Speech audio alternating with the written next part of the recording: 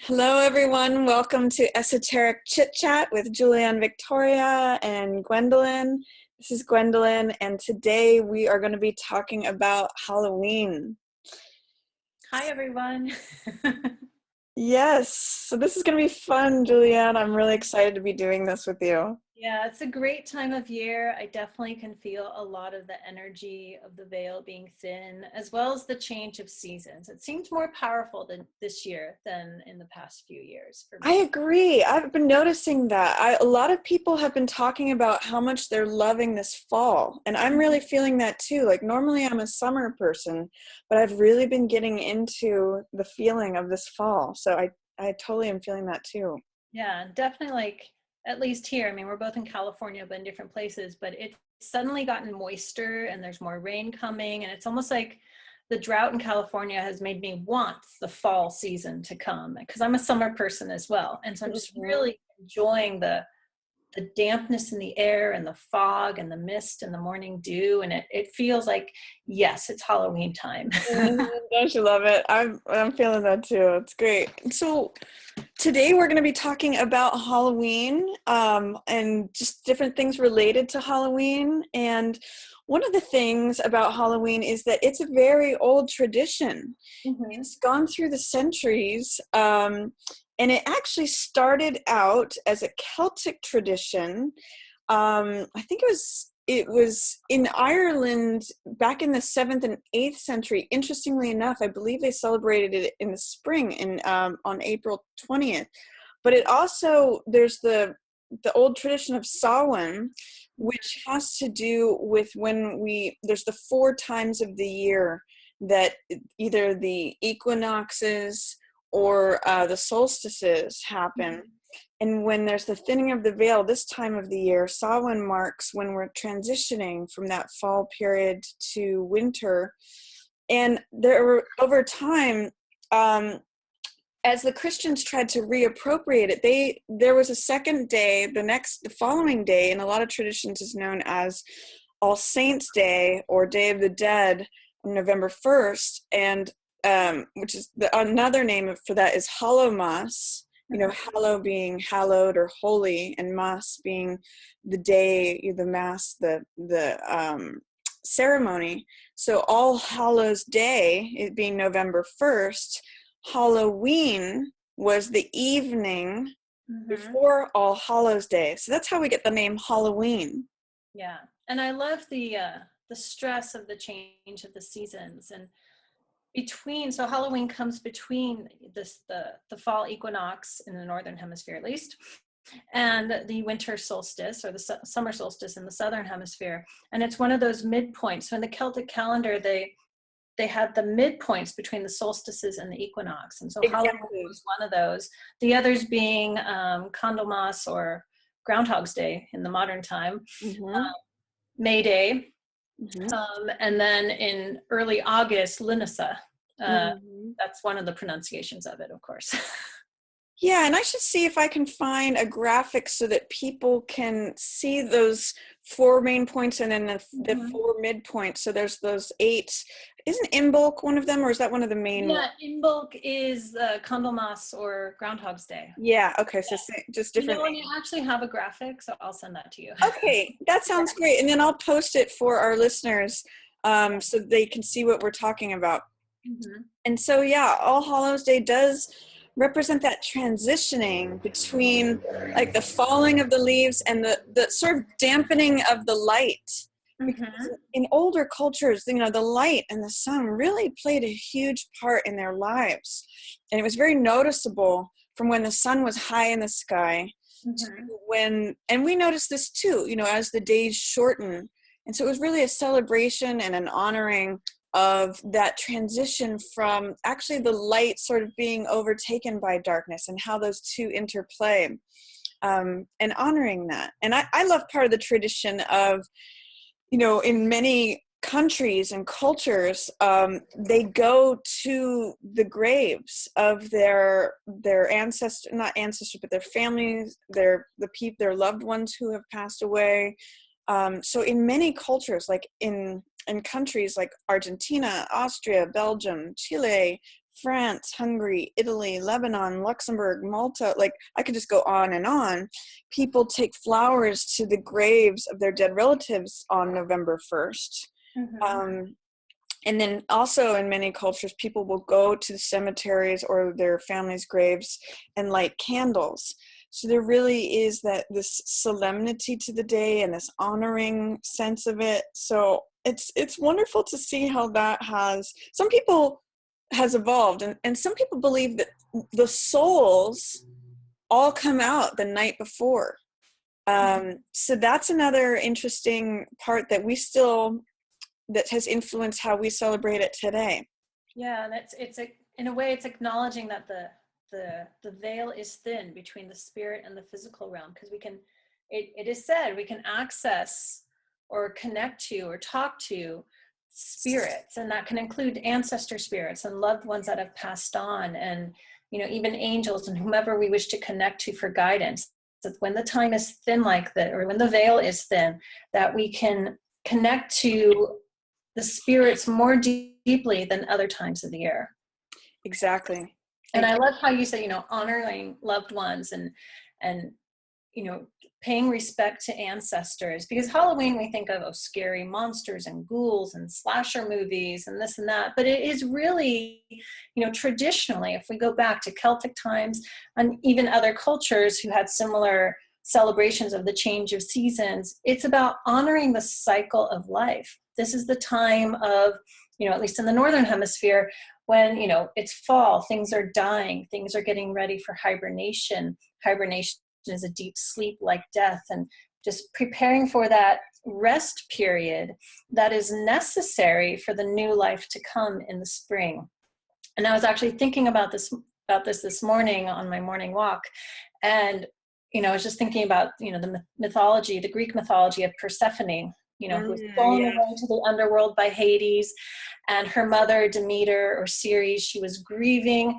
And because she was grieving, she's goddess of the grain of plants, basically, of nature, that when Persephone was gone, she grieved and everything died. And that sort of brought about fall and winter. And then Persephone came back for half the year, and that's when spring came about and things blossomed and grew. But it's really about honoring the cycle of life. And then that got me thinking about, the imagery of maiden, mother, crone. So the maiden energy is the fresh, the new, the young, and the mother is the giving birth and the abundance of harvest. And then the crone is the dying stage, when things need to return to the earth so that the new, the maiden, can be born again. So it's actually a beautiful celebration, in spite of the skeletons and goblins and ghouls that are all around. Yeah, exactly. I mean, I love that you brought forth that myth of Persephone and her mother Demeter or Ceres, because I think that is such an ancient old archetype. And I love that imagery too, where Persephone went down to the underworld. It's really a beautiful interplay between like the summer, the light of the day, and then the winter where things are darker, and really how those two are like beloveds, mother, daughter. And we see that in the tarot too. Like I often interpret Persephone as high priestess, 2 energy, and empress as the fertile mother, as Demeter or Ceres. So I love that this time of year is a celebration of that. And I think part of the scary, creepy part of it came about when people believed that the souls would come up from the graves. And I think there was a tradition where they believed that the souls could like haunt you or possess you or chase you or that sort of thing before, like all the sort of meanies would come out the night before, because the next day was very blessed and sacred. I kind of see that with other traditions like Mardi Gras, like, oh, it's the last time to party before everything turns, sacred, or and there's so Exactly. So it's like this Bacchus or Bacchanalian festival where people would put on masks so that all of the souls that were closer through that veil, or that were like, out and about, couldn't possess them. They wouldn't recognize them, so that they would like move. They would think that they were another ghoul or another goblin, another gremlin. So they would move on. And I thought that it's necessary to have kind of I think as probably an inner process. I was going to say maybe as an archetypal necessity to have both the goblins and the ghouls and the scary ghosts, as well as the honoring of the ancestors and the angels and the spirit guides. Yeah. Like they're two sides of the same coin. And, from our human perspective, we're like, oh, one's scary and evil, and the other one's like, oh, it's beautiful and light. But they're really both part of the whole thing, part of the cycle. And again, it's going back to the cycle of life. Everyone loves new birth and life and abundance and things blossoming. And there's a natural tendency to fear the dying and the old and the dead and the decayed. But one is completely dependent on the other. There's no life without death, no death without life.